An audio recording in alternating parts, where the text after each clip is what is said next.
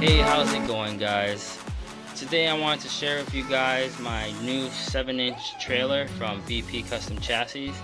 Now, I ordered this, I would say a week ago, came a couple days ago, and boy oh boy, this thing looks better than it does in pictures. Now, this is the 7-inch version. As you can tell, the tub is pretty big, base is pretty big as well.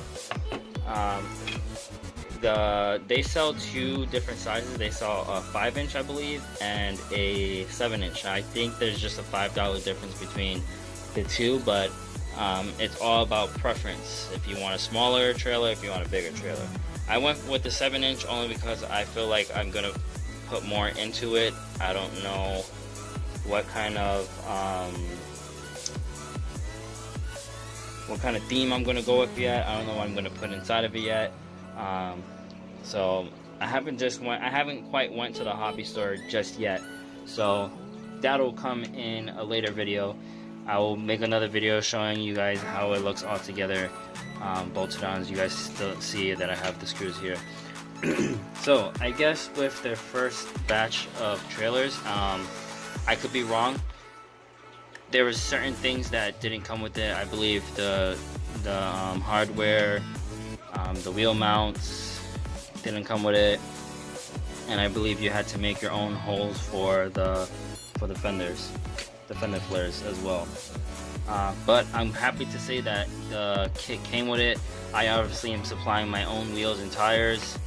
I did go ahead to the hobby store and I bought my own hardware because a friend told me that I was gonna need it, but it's always good to have extra hardware anyways.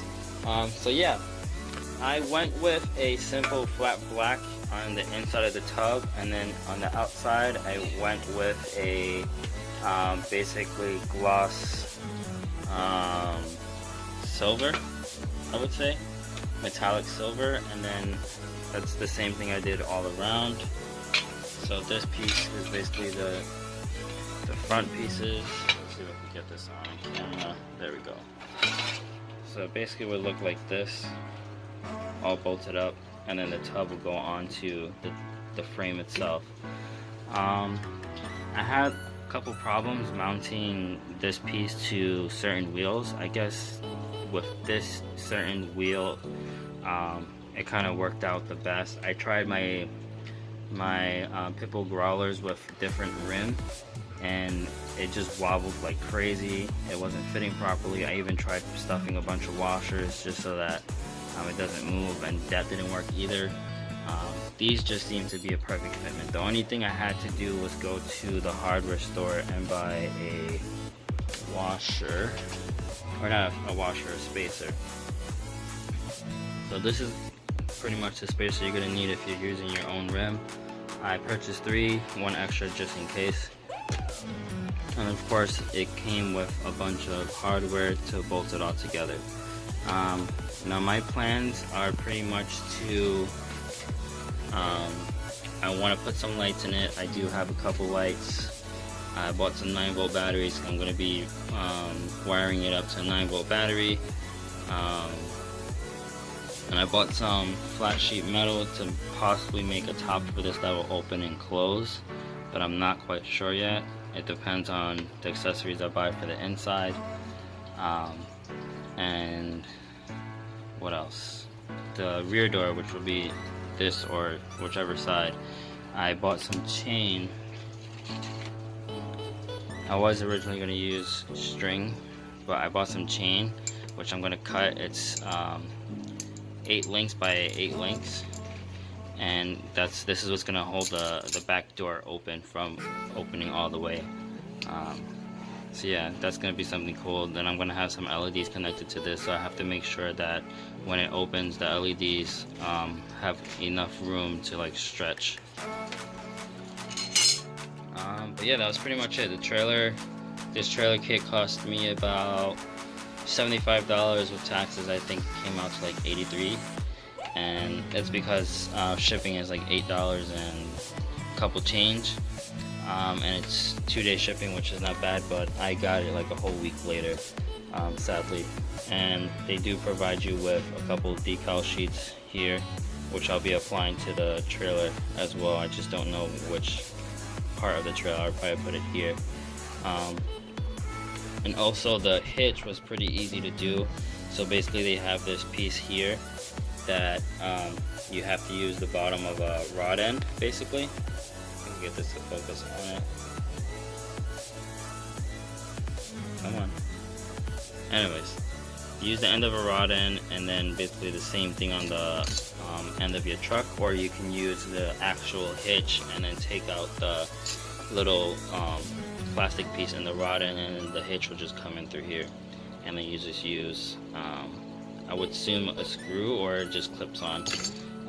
But I put some of these on my trucks. I could possibly show you. So here's my yellow Jeep. Since I have a custom rear bumper, I had to screw a hole into the body and use a really long screw with the nut to hold it down so it doesn't move, and then just put the end of the shock, the bottom piece of the shock, and then basically just put the screw right through, and it's perfect alignment. For my fiance's TRX4, I have to either buy her a bumper, because this is the axial body, which isn't long enough to reach the end of the frame rails. So I have to either make her a bumper, buy her a bumper, and then do the hitch for her truck. Which I might go to the hardware store tomorrow to see if I can find like angle bracket and just make her simple metal bumper for the rear for now. And then for my other Jeep, this is my stock Jeep here. I did the same for the rear bumper. I drilled a hole through it, smack in the middle, and I was able to put the rod in, and then it sits perfectly. I did have to stiffen the shocks in the rear, put some stiffer springs in there, and so that way it doesn't squat down, because the frame of the trailer weighs a good amount. It's like not lightweight, it's pretty heavy. So having all the extra stuff in the trailer itself, it's gonna kind of squat down when going over the rocks and stuff. So I figured I add that extra weight in the back. And then my yellow Jeep, it has full droop, so it doesn't really need all that stiffness in the back. So yeah, if you have any questions about the trailer, please let me know, because I know there isn't really videos out there explaining anything about this trailer. I know Snowmod RC has a video displaying his trailer, and not much about like the pieces of the wheels and, you know, explaining different stuff. In full size, this comes out to about, I believe, 10.5 inches full size, just the frame. So you kind of have to figure out what's the good length for you, because I know I believe it's the 5-inch, it goes from here to here. I don't know if he uses the same frame or he uses a different size frame. I could be wrong, but the website doesn't really explain that much. But yeah, stay tuned. Keep an eye posted on my Instagram page, rchobby_Steve. I've been posting a lot of pictures of my progress on this, my progress on my Jeeps, and I am trying to work out on a new Axial SCX-10-2 versus TRX4 video. Now that I have a stockish TRX4, the only thing that's upgraded on it is the tires, and I believe the gearing a little bit. And then I also purchased this truck, which is the hard body that I have on it right now.